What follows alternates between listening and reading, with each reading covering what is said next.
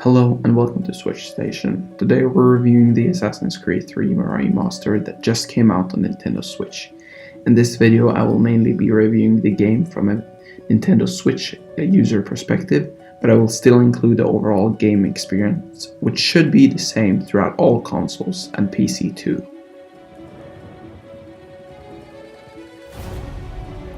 The original Assassin's Creed 3 was released in 2012, and this game brings the player deep down through the lurking shadows of America in 1775. The player is presented during a time of enormous change, bearing witness to the formation of the modern culture we know today, where Connor, the main character, struggles both with securing the liberty of his people, but also understanding his family history, and the reason for why his father left him. He does this by raiding colonies, protecting people from danger, and most enjoyable of all, just jumping around from building to building.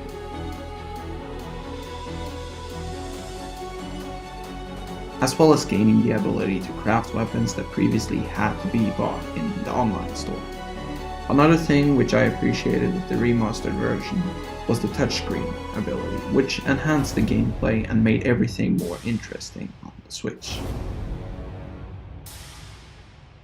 The game can be bought both digitally and physically for $39.99 in the US on the Nintendo Switch. The game will include all DLCs such as the Liberation DLC and all the other solo DLCs. The remastered version of AC3 also includes several 4K HDR upgrades on PS4 Pro, Xbox One X and PC, but this does not apply for the Nintendo Switch, as it has a resolution of only 1280 by 720 in handheld mode and Full HD in docked. As of the overall view of the game, you get this brighter feel of America where everything feels more alive. The texture of bricks, mud and grass looks shockingly good, as well as the dark woods, which gives an overall greater depth. This is especially useful as some of the gameplay is in the woods.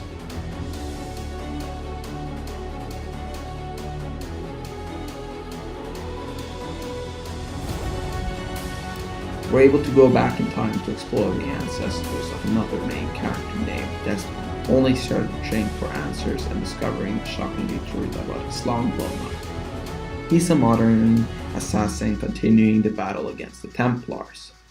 We see a similarity between both Connor and Miles as they both struggle to find the truth.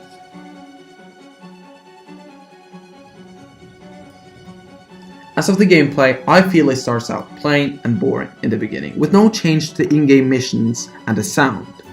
And because of this, the storyline might sometimes become a bit blank, where you usually end up walking slowly next to an NPC talking, with scratches to their voice. I think Ubisoft should have especially changed the beginning a bit, as I think this is the reason for the hate of Assassin's Creed 3 Remastered. The three first missions are so boring and repetitive, but after that it just gets better and better. Anyway, sometimes you end up just walking to different points of the map where a scene is triggered right after another and using some time to load in the next scene after the other.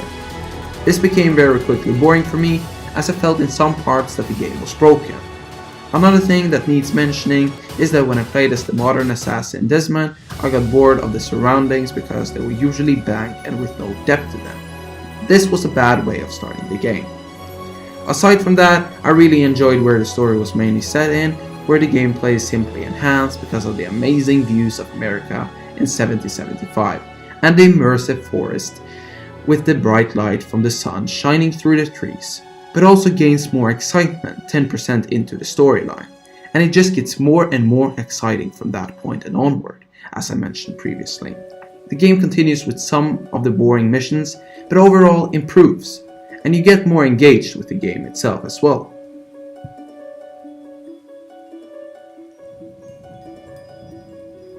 Now to the bugs and glitches that occurred while I was playing the game, and this is honestly something I didn't want to see in the game, but I have to inform you of them, as some of them are small and unnoticeable, while others you could live with, but some are so annoying that you just want to quit the game.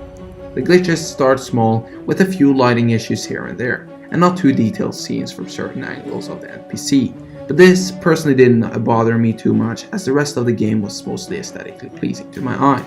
Something that was an issue on the other hand at certain points were the lip syncing, and I don't usually make notice of this, but it did bother me a bit this time. I wasn't aware I was paying you to loll about. You also had some issues of the motion of clothing not working as it should. Other issues that occurred is that some of the cutscenes wouldn't trigger, which made me lose some of the content and downgraded the overall experience of the game, sadly. I think Ubisoft has done a fine job in forming this 2012 game into a 2019 game, but it wouldn't hurt to wait a bit longer and eliminating any sort of bugs, as well as spicing up the in-game missions for the first 10% as well. They did a good job with a few funny scenes which I absolutely love. I'll have your bags brought up.